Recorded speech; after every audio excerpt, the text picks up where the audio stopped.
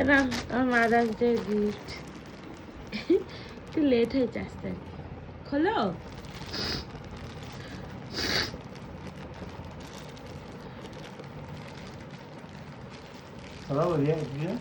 না বাবা, তুমি তো চির হারান করে। টাকা দেবো না।